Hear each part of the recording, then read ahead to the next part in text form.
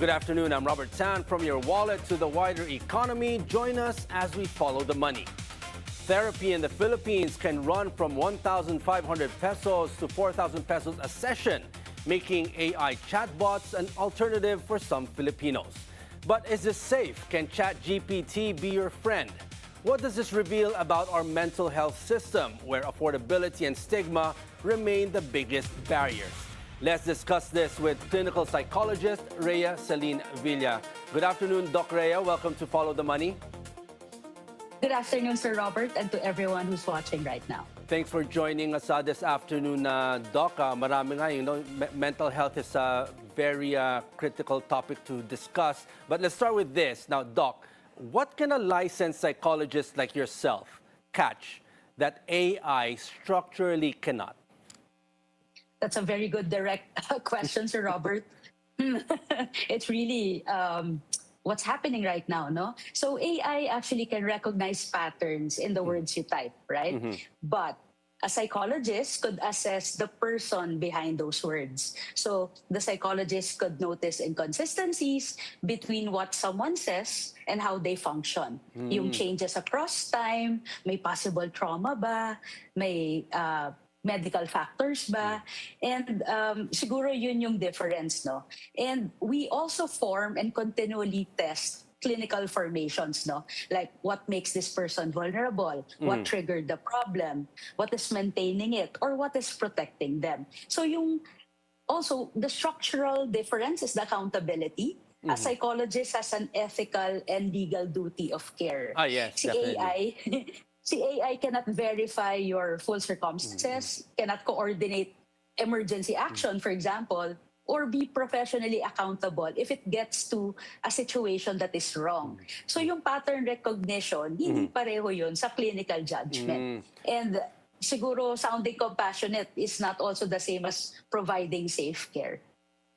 Yes. Now, AI doesn't really, when people turn to AI or, ChatGPT, they always say it doesn't judge or betray you. Well, not yet. But it doesn't tell your secret to a mutual friend. It doesn't make your problems all about itself. Now, is that part of why people feel safer talking to a robot, to a ChatGPT?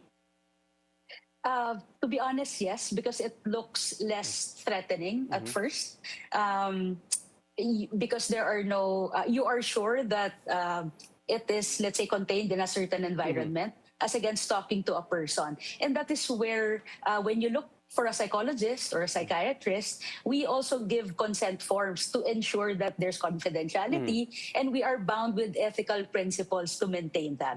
Now, what do we lose when we remove all of the risk from human connection? You would still need genuine compassion, care, and someone to listen to. And that changes the scenario, because with AI, you get information, but you don't get a certain feeling that you are heard and listened to. So I think that's one. It could aid. It could aid if you are, for example, doing psychoeducation, research. Of course, that would help. But if you would need really a compassionate person, it's also good to look for a professional. Is it also because there's an absence of emotion from AI, unlike a face-to-face psychologist, a person, human-to-human connection, and also you as a psychologist, you can easily probe. When it comes to AI, it's really they're basing it on your questions, on basically on that. So is that one of the main differences? Yes, definitely, because it follows the algorithm based on what you type. It would also somehow lead to a certain bias or leaning towards what you wanted to discover.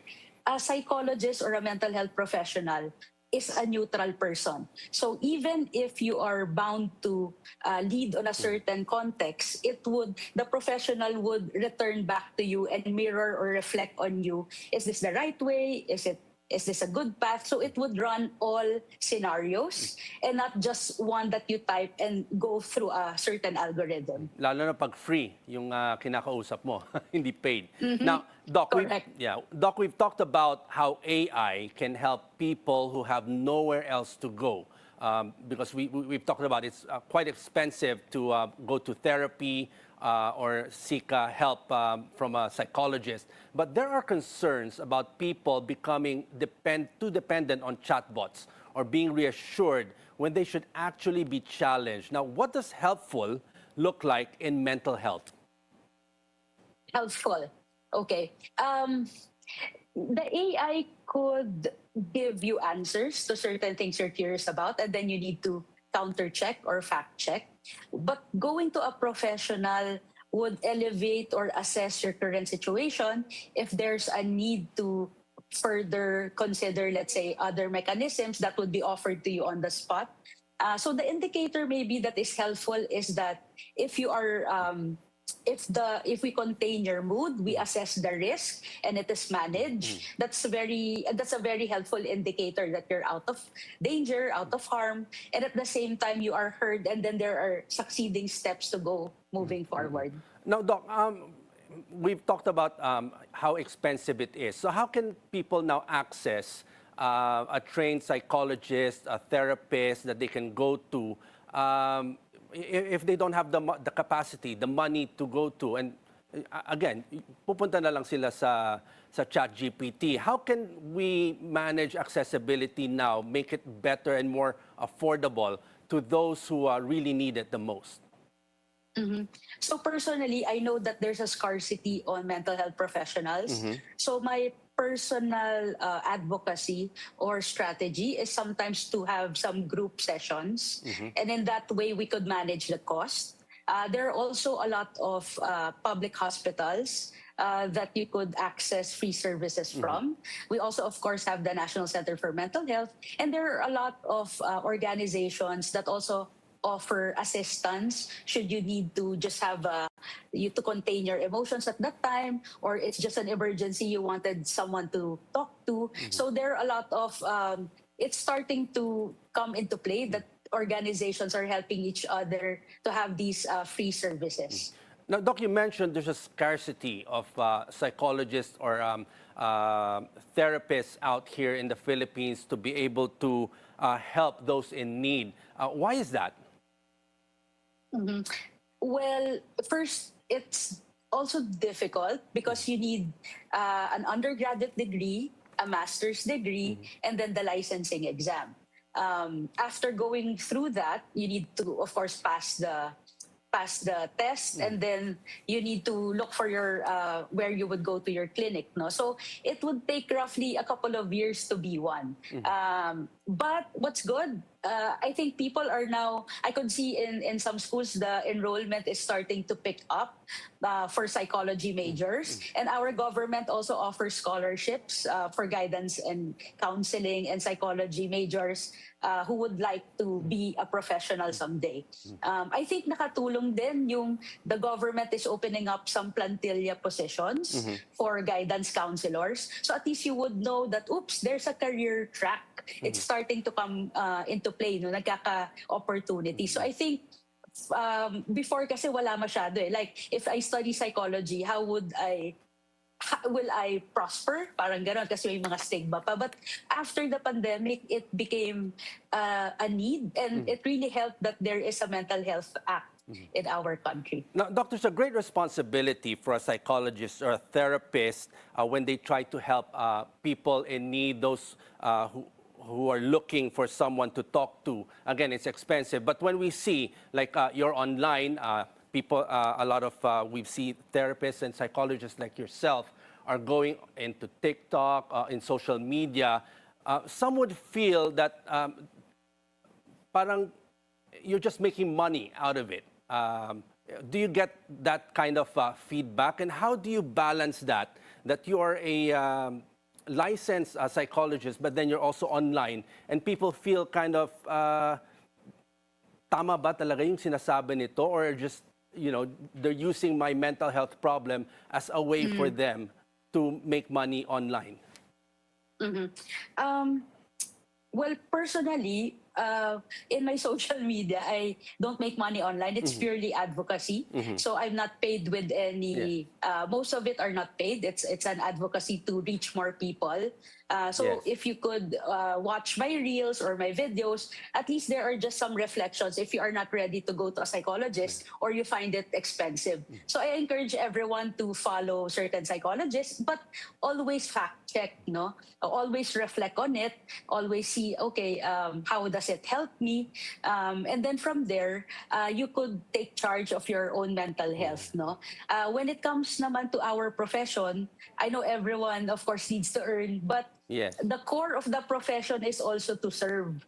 So we are bounded with ethical principles to, for example, do no harm. So if it's over, let's say, money, but you will harm a person, it violates our profession. So it's also encouragement to us all, no, all psychologists there, to also remember that we are bounded with certain principles. So when we're faced with that ethical dilemma, it shouldn't even be a question on what to pick. Is it business or certain things about the patient? I guess it's very hard because, a lot of people would probably take advantage and use this to make money online. It's hard to see that also. But Doc, I will just take a short break. Don't go anywhere, because when we come back, we're asking Rea the question she probably didn't expect on a business show. Does she see her own profession future in AI's hands? Keep following the money.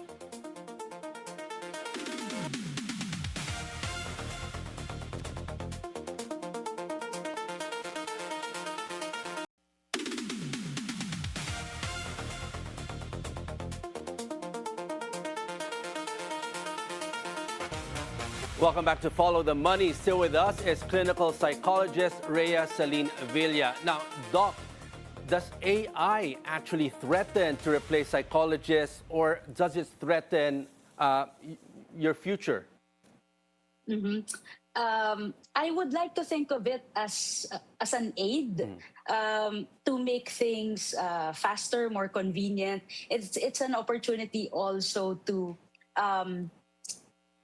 make it like, for example, I use, for example, AI to give certain options for patients, but it actually needs a human brain to assess, no? So AI threatens certain risks, no?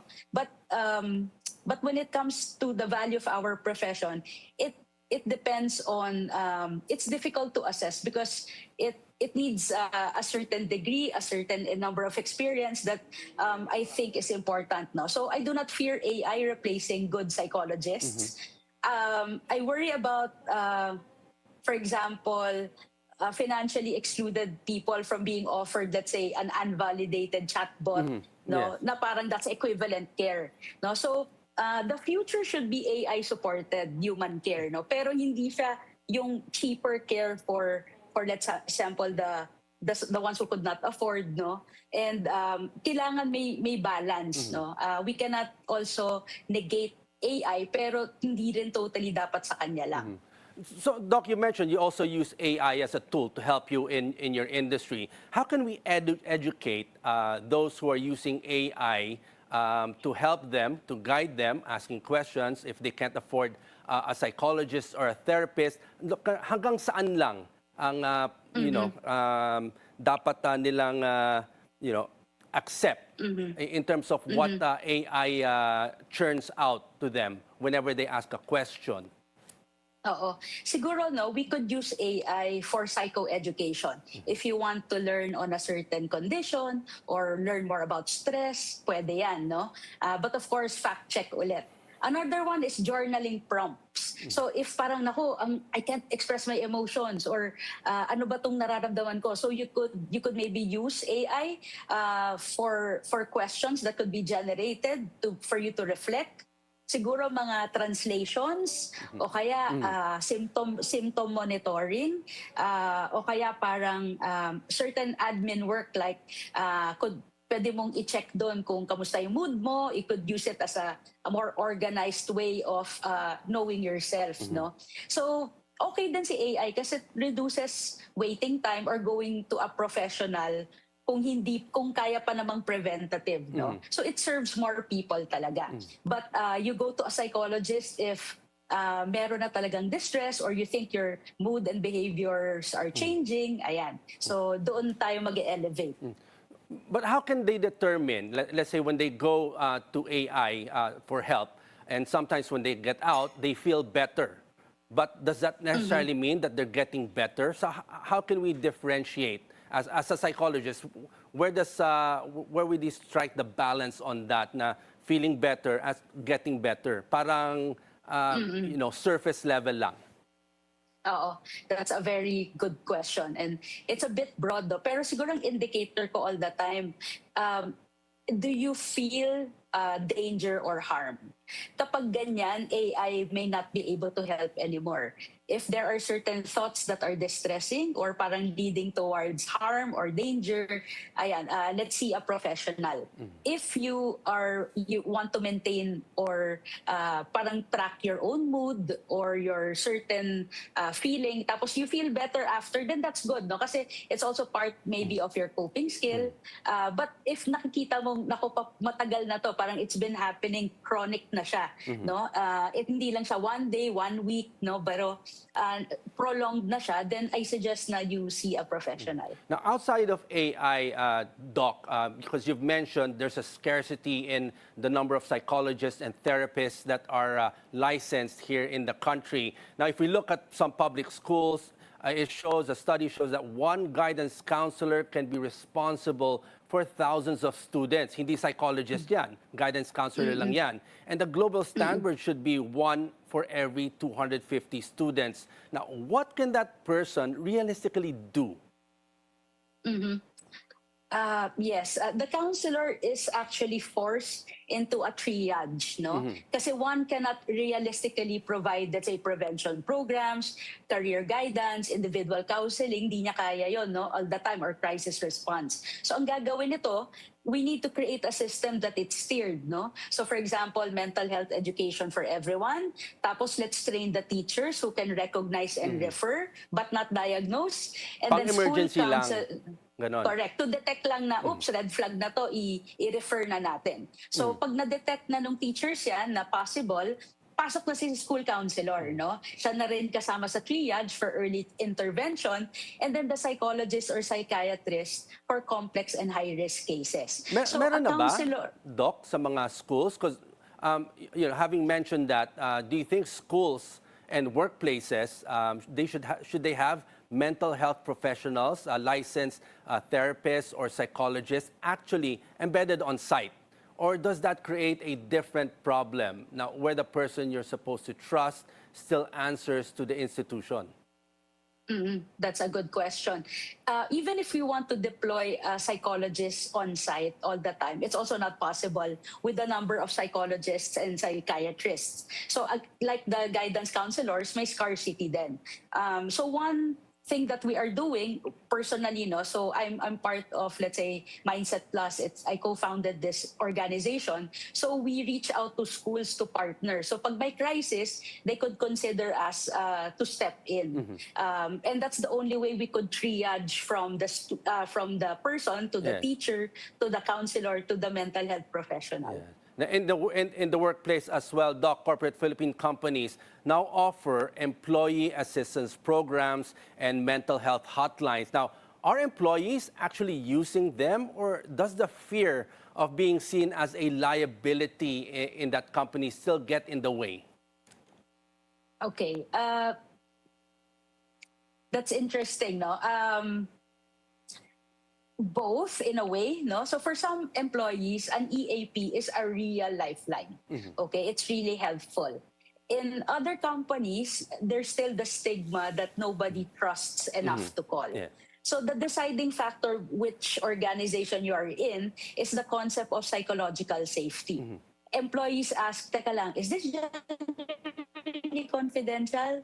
Malalaman kaya ni manager? Will I be judged? So an EAP works when confidentiality is clearly explained, access is simple, services go beyond one-off talks, and yung leaders na yon create a culture where seeking help carries no penalty. Now, based on your observation, Doc, do we see a lot of companies right now getting psychologists, therapists really embedded in their companies to help the workers. I've seen this in a series in Canada called Billions, where they have an embedded psychologist or therapist. That's, you know, they're they're working employees there. If they need help, they go straight to the psychologist, and the psychologist helps them to get through the day. Do we see that happening here? It's starting to happen also with let's say industries such as the BPO or other international companies that have a branch here that are that's more aware already. But it's starting to take place. There may not be on site, but for example with us, no. So I'm part of a company called Mindy. We deploy certain psychologists a day on certain offices should there be a need for someone that they could go to. So they know, Wednesday, there's a psychologist. Just because we need to address the scarcity. But there are efforts already, and it's a request from companies already. So we're getting there. Now, Doc, if we look at the different generations, every generation has a different relationship with mental health. What has each one learned from the one before it? What are your observations from the Gen X, the Millennials, and the Gen Zs? And what are we still getting wrong?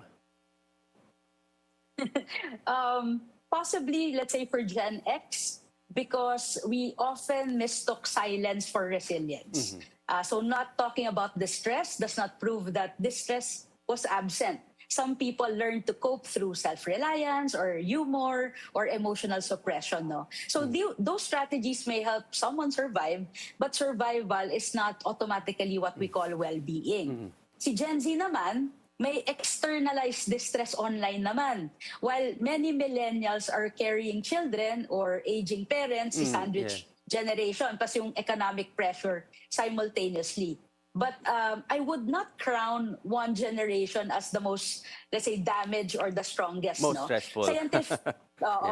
Scientifically, generational comparisons are difficult because iba-iba sila ng life stage and historical events na go-overlap. No? True. Kanya-kanyang bagahe yan, Doc. Anyway, Doc, let's now move on to our rapid-fire segment of this program. Quick questions and quick answers. Let's start with this. AI as a journal, useful tool or a bad habit? Useful tool. Okay, if talking to diretso lang, rapid fire. If talking to AI helps someone get through a very bad night, does it matter that it wasn't a human who helped them? No. Why? Because we have to distress at that time. So whatever mechanism it is and it's helpful, then that would be great. So okay lang, as a licensed psychologist, at least parang pang-emergency lang yan. Yes, but please call the hotline. That is better. True. Okay, one overused mental health term that's lost its meaning?